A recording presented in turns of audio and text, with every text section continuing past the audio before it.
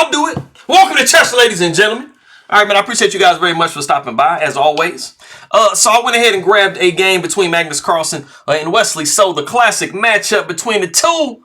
Magnus Carlsen is a formidable foe, for sure. But this game was really interesting in many different ways, and I'll get into those in a minute. But it is taken out of the Speed Chess Championship that they played previously. So all of my people coming from the Philippines, I will say Maraming Salamat. Anybody who is coming from Norway, I will say Tusen Tak.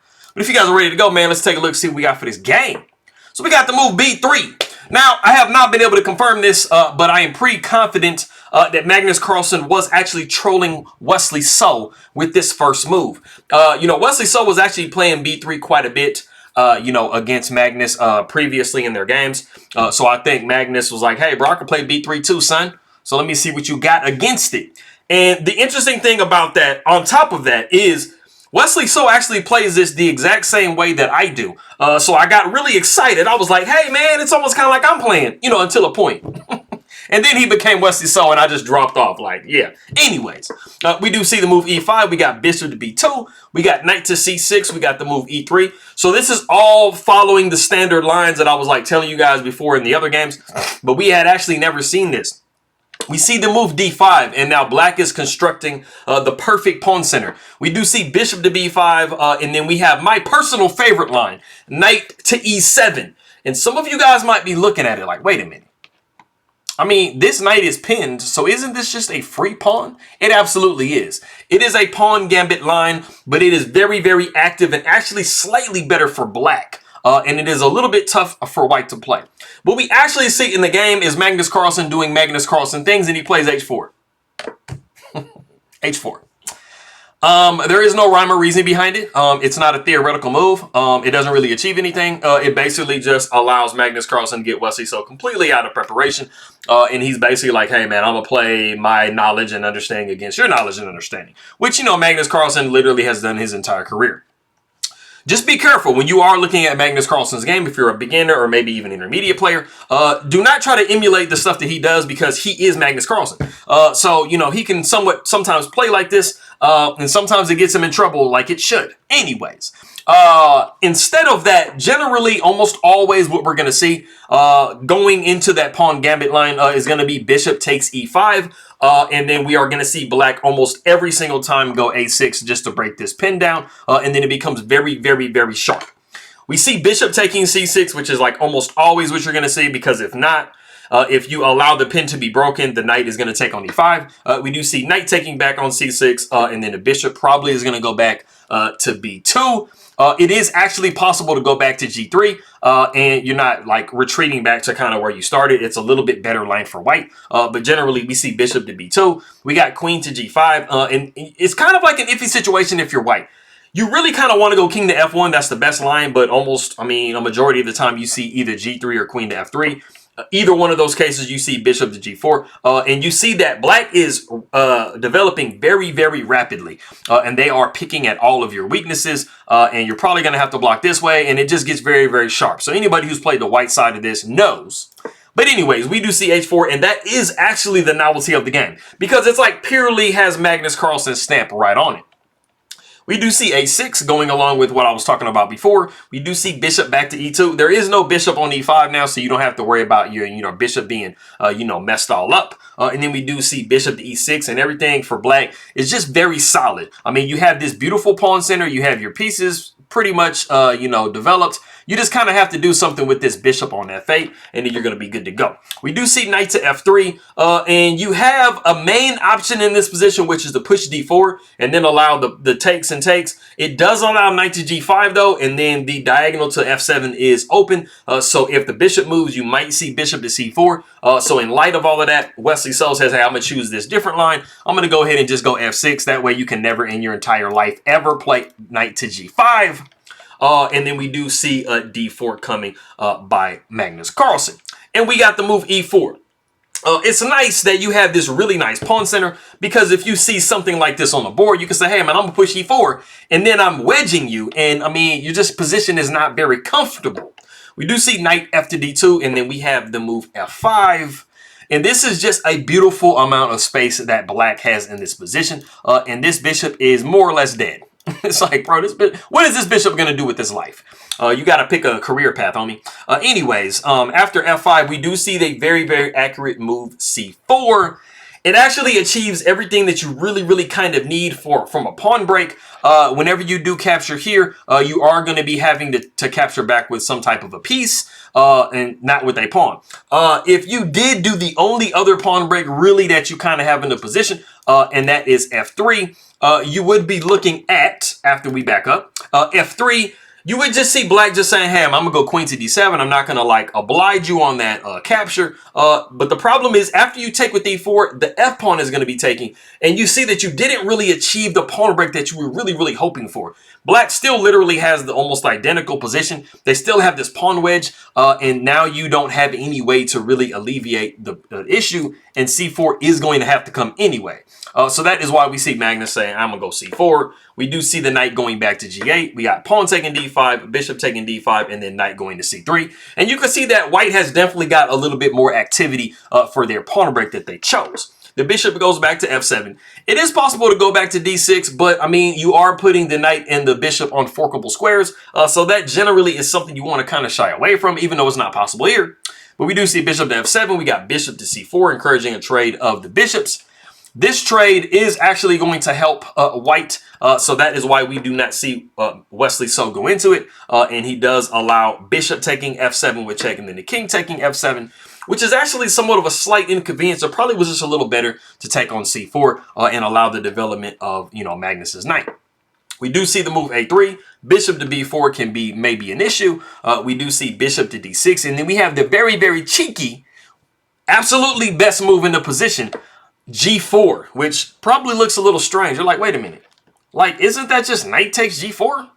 Yes, but there is a trade-off for this move. We do see knight taking g4, and then we actually see the really nice move, knight d takes e4. So you've solved your problem of your knight being, you know, not the best absolute piece on d2, and you are threatening to capture this knight and leave black with an isolated weak pawn in the center of the board. So naturally, Wesley So was like, bro, I'm not going to go into that. I'm going to go ahead and just go rook to e8, counterattack your piece, and then we'll be good to go. And then we do see the move queen to f3. We got queen to d7, you know, making sure that our pawn is nice and protected.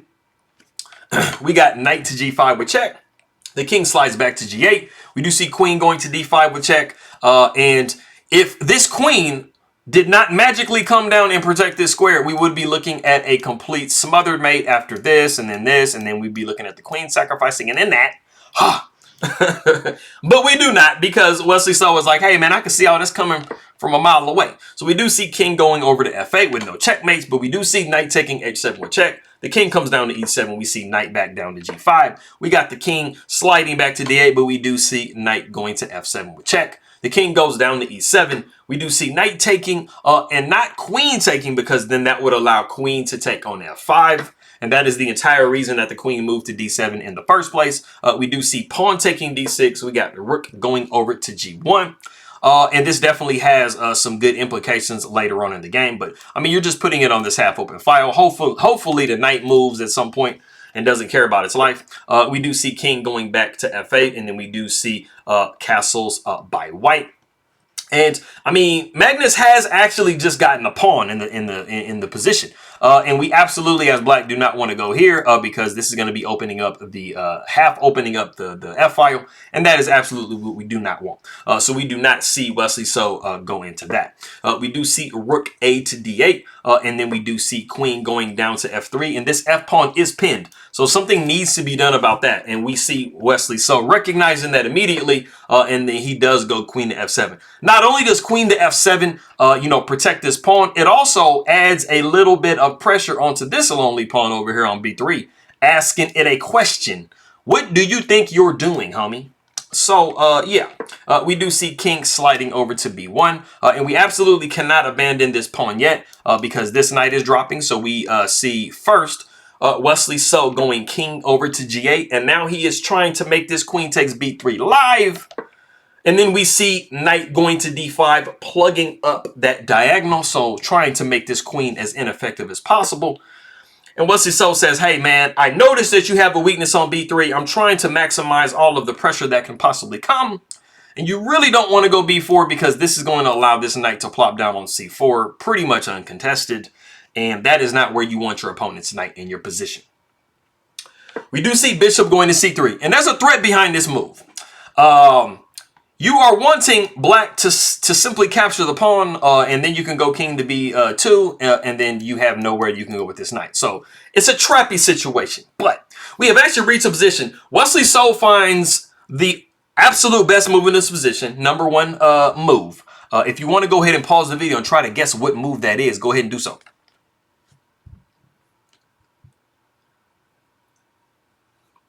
Okay, so Magnus Carlsen is like, bro, hey, man, I see you with this pawn idea situation, bro. I'm going to go ahead and just put my knight in the way. My queen is protecting. Everything is all good to go. And Magnus Carlsen said, or Wesley So says, no, no, no. We're not doing that round here. And he goes rook to E4. So if you found rook to E4, congratulations. You understand that you are now disconnecting the protection of this knight. And you are making this situation that much worse on this bad boy right here. So there is actually a way for you to get out of this if you are Magnus Carlsen, but he kind of goes into kamikaze mode and he captures on G4 with the rook, which he's hoping that the rook recaptures and then we can maintain the block on this pawn. But Wesley So does not do that. He just immediately takes on D5. But let me back up real quick. The way that you get out of this position right here is you understand like, hey, man, you know, I'm up a pawn. I'm really going to have to kind of give my pawn away, but I got to do damage control somewhere.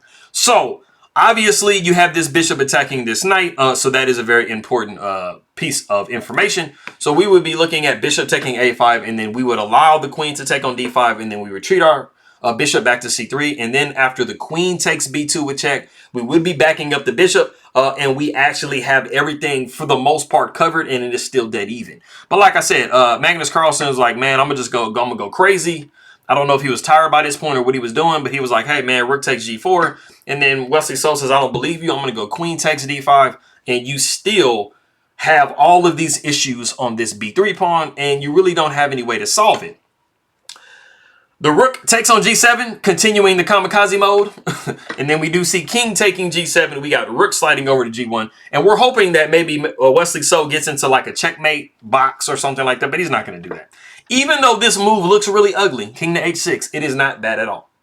We do see queen going to G2, like wishing and dreaming that maybe black is like, hey, man, you know what? You know what would be a great move? Rook to C8.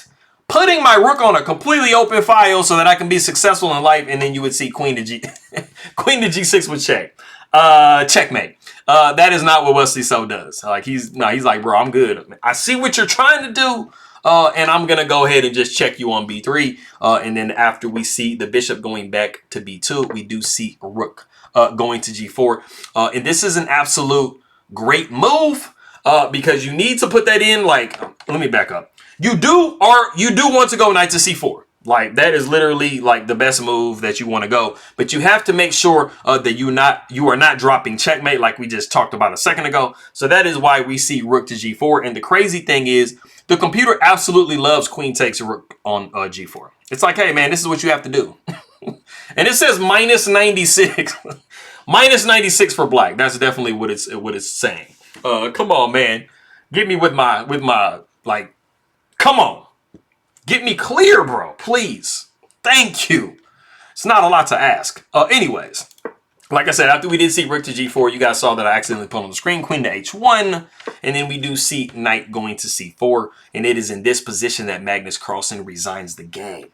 You guys can pretty much see that there is checkmate on B2. And the only way out of this is to go king to C1. But it just delays checkmate for just one move. You would be looking at queen taking B2, and then the king would slide over, and then you got queen to D2 check in your face. And that is the end of the game. But like I said, Magnus Carlsen went ahead and threw the towel in at this moment. A lot of these players do not like seeing checkmate on the board. It's not nice. It doesn't make them feel good. I don't like looking at checkmate against myself, especially if the queen's in your face. Like, you don't want to see that. No. Yes, so that is the end of that game. I appreciate everybody very much for stopping by. All of my people in the Philippines. What have I not said in a while? Messiah Kong Makita Kang Muli. What else have I not said in a long time? I can't really think of much that I haven't said in a long time. I try to kind of say everything that I know. I still have some learning to do with Tagalog. You know, I feel like I'm going to be like super gangster one day for sure. But maraming salamat aking makaibigan. Mabuting pagbati to everybody. Mabuhay. Appreciate you guys very much. Anybody who is coming from Norway, I will say God Morgan, Tusen Tak, and I'll see everybody next time.